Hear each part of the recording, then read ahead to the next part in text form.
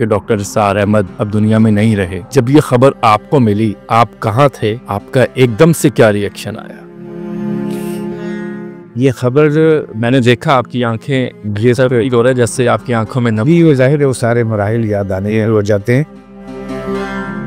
اس وقت پھر فون آیا ابو کا انتقال ہو گیا ہے، ظاہر ہے پھر میں وہاں سے اٹھا فوراً بھاگا اور پھر یہاں پہنچا۔ مرحلہ تو پھر ظاہر ہے جس پر بھی آتا ہے ایک آپ تو بطور بیٹا آپ کی آنکھیں نہ میں میری ویسے ہو گئی ہیں، اب دیکھیں کیونکہ وہ بہت بڑی شخصیت تھی، میری تو آواز بھی بدل گئی ہے، تو وہ مجھے وہ یاد ہے کہ میں وہ لائیو ٹیلی ویژن دیکھ رہا ہوں اور مجھے یہ خبر پہنچی ہے کہ ڈاکٹر اسرار احمد اب دنیا میں نہیں رہے۔ اور میرے پاس ایک اور ایگزامپل ہے، میں نے اپنے والد محترم کو کبھی روتے نہیں دیکھا، لیکن میں نے ان کو اٹھایا، میں نے کہا جی یہ ڈاکٹر صاحب دنیا سے جا چکے ہیں، تو وہ بھی رو پڑے۔ مسکنسیپشنز ہیں بہت ساری چیزوں کی، مسپرسیپشنز ہیں، تراویح کے بغیر روزہ نہیں ہوتا، آپ کیا کہتے ہیں اس پہ؟ عجیب سی بات ہے کہ تراویح کے بغیر روزہ نہیں ہوتا، تو روزہ روزہ ہے، تراویح تراویح ہے۔ تراویح کو اللہ تعالیٰ نے جو ہے واجب نہیں کیا، تراویح کو اللہ تعالیٰ نے فرض نہیں کیا، اگرچہ بہت اہم سنت موقدہ کہتے ہیں اس کو؟ جی، بعض لوگوں کے نزدیک سنت موقدہ ہے، لیکن اس کو فرض اور واجب بنانا تو کبھی بھی کسی نے نہیں دعویٰ کیا۔ رسول مقبول صلی اللہ علیہ وآلہ وسلم نے 30 روزوں کا اعتکاف بھی کیا۔ آپ صلی اللہ علیہ وسلم کا اعتکاف جو ہے وہ 20 روزوں کا تو میرے علم میں ہے، ہو سکتا ہے کسی روایت میں 30 کا بھی ہو۔ رمضان کے آخری عشرے میں کہ لیلۃ القدر کو تلاش کیا جائے، آخری طاق راتوں میں، 5 راتوں میں۔ اس کو آخری عشرے کی طاق راتوں میں تلاش کرنے کا تو باقاعدہ حدیث کے اندر ذکر ہے،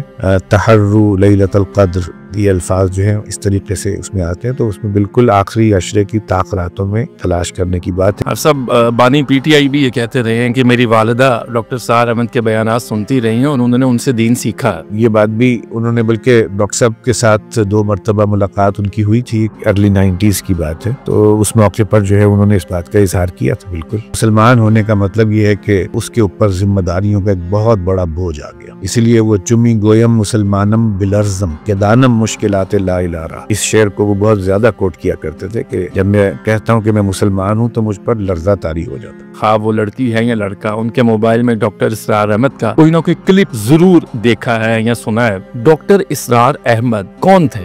دیکھیے ڈاکٹر صاحب رحمہ اللہ کا جو اصل تعارف ہے نا، جو وہ خود بھی پسند کرتے تھے، وہ ہے ایک خادم قرآن کا تعارف۔ اب آپ کے گھر کا ماحول کیا، آپ بطور باپ ان کو کیسے دیکھتے تھے؟ اکثر لیکچرز میں اپنے کہتے بھی رہے ہیں کہ میرا مزاج بڑا تلخ ہے، تو گھر کے ماحول میں بطور باپ وہ کیسے تھے؟ ڈاکٹر صاحب کی شخصیت جو ہے نا کافی ڈومیننٹ تھی، وہ جلالی مزاج بھی تھے۔ جلالی مزاج کا اثر جو ہے وہ گھر پہ تو ہوتا ہے، لیکن میں ذاتی طور پر تھوڑا سا ان کے اس جلالی مزاج کے اثرات سے کچھ بچا اس لیے رہا ہوں، میرے سے پہلے 4 بہنیں پیدا ہوئی تھیں، تو اس کے بعد میں پیدا ہوا ہوں، تو مجھ سے لاڈ پیار ذرا زیادہ ہوا۔ اتنا بڑا اعزاز ہے کہ آپ ڈاکٹر اسرار احمد کے بیٹے ہیں اور لوگ آپ کو کتنا سراہتے ہیں، کتنا خوش ہوتے ہیں جب آپ سے ملتے ہیں۔ ڈاکٹر صاحب ہمارے والد ہیں، یہ معاملہ اصل میں جہاں اعزاز کا ہے وہاں ذمہ داری کا بھی ہے، اور میں ذاتی طور پر ذمہ داری کے پہلو کو زیادہ غالب محسوس کرتا ہوں، اس لیے کہ یہ ہمارے ہاں ایک روایت کہہ لیں یا ایک تواتر رہا ہے، اکثر و بیشتر جو دینی عمائدین ہیں ان کی اولاد ان کے رستے پر نہیں رہی، اولاد نے جو ہے والدین کی